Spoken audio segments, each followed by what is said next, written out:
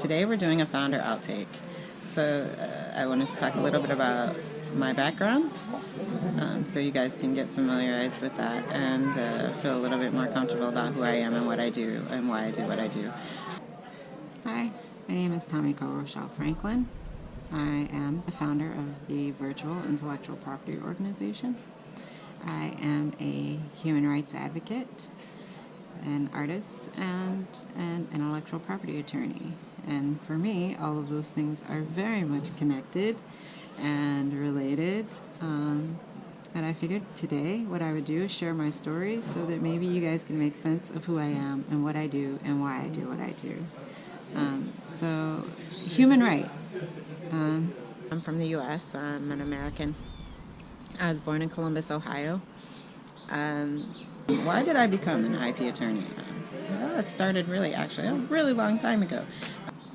There was a mock presidential election at my school, and it was the Reagan-Bush, Ferraro-Mondale kind of election at our school. In that election, Mondale and Ferraro won. But in real life, of course, Bush and Reagan won. After the election had finished and we had our assembly and everything, I asked my teacher, I say, how did, Geraldine Ferraro is a woman, of course. And so, I asked my teacher, how did she get to become a candidate to be the vice president of the United States, right? And my teacher says, oh, well, she was a senator. And I said, wow, okay, she was a senator. Well, how did she get to become a senator? And she told me she was an attorney. And I said, oh my gosh. And in my head, something totally clicked. And from that minute, on, I was like, okay, I know I'm going to be an attorney. I didn't know how. I didn't know what kind of attorney. I didn't know there were more than one kind of attorney. But I knew I wanted to be an attorney from that minute forward. And so college, well, even before that, really, I had a guy I was seeing, a boyfriend, who was a graffiti artist, right? And he was pretty prolific, and his works were all over the city, and they're really good. He was very talented. And one day, we heard from a friend of ours that there were a bunch of his paintings that were featured in photographs in a gallery.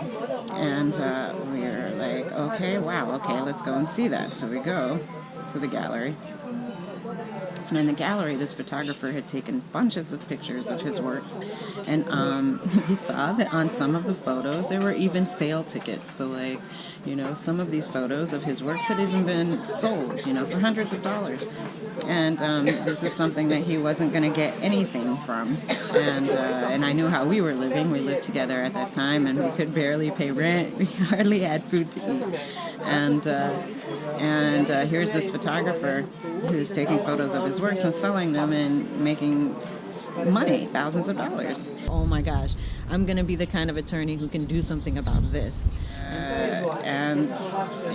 So eventually when I went to college, I took an international law course. Like I said, I knew from the very beginning, since I was a little girl, 10 years old or something, that I wanted to be an attorney. So when I went to college, I took an international law class, and in that class, we learned about a trade agreement called GATT, and that's the General Agreement on Tariff and Trade. And inside of that agreement, and related to that agreement, is another one called TRIPS, the Trade-Related Aspects of Intellectual Property Rights.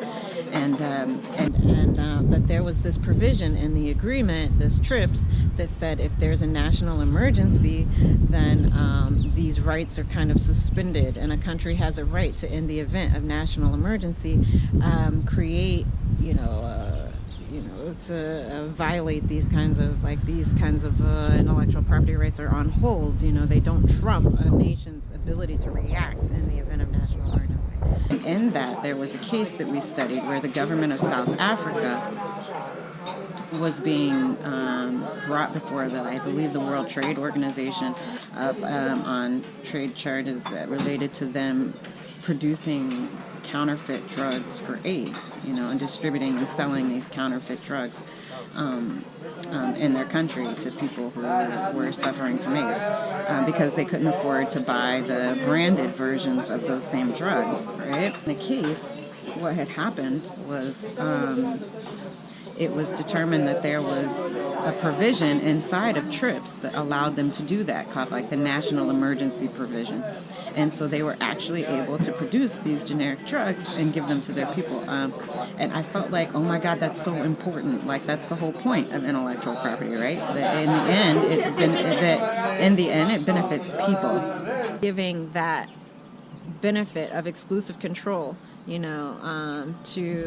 the managers of the public, which would be nation states, giving the benefits of that exclusive control to these individuals in exchange for the agreement that after a certain period of time, those rights will expire, and that the benefit of that beautiful thing, that advancement will inure to all of mankind. The creation of these products and works aren't compensated, but that that it's a deal, kind of like a contract that's made with the world that says, okay, you as a creator, you have the right to benefit from your work, and we as the people have the right to benefit from that work as well. And to me, like, being a person who is involved in maintaining that balance, that delicate balance between creators and humans, and the preservation of human rights, not just creators' human rights, but also the human rights of people who consume creations. To me, it was a really important way to spend my life's energy, and it has become my life's work. New technology that we create, humanity is advanced a few steps forward. Some inventions a little farther than with others, but every single one contributes to our advancement as a species, and it is a benefit to the creators and inventors that they can control the exclusive rights related to those works for the most part. That is why I founded VIPO. That is why VIPO exists. That is why to advocate for those kinds of things, and to kind of work to achieve that kind of balance, and to and that's what I do. And that's why I do what I do. So it's important to me, not just the rights of creators and inventors, they're clients, but also the rights of humans. Creators and inventors are also humans, and so we all have certain basic rights that need to be respected, and that we have to keep in mind when it comes to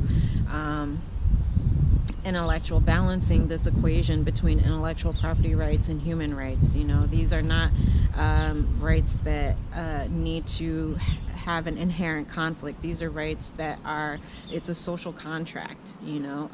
Inventors and creators and people who create intellectual property rights protectable works receive the benefit of maintaining and controlling exclusive rights related to their invention, and people eventually receive the benefit of those contributions to the furtherance of humanity. And I consider it an honor, and a privilege to be involved in that process and involved in that equation. It is my life's mission. It's my life's work. It is my life's purpose. It's my passion. And I love it. I love doing what I do. I hope that it shows. That's it.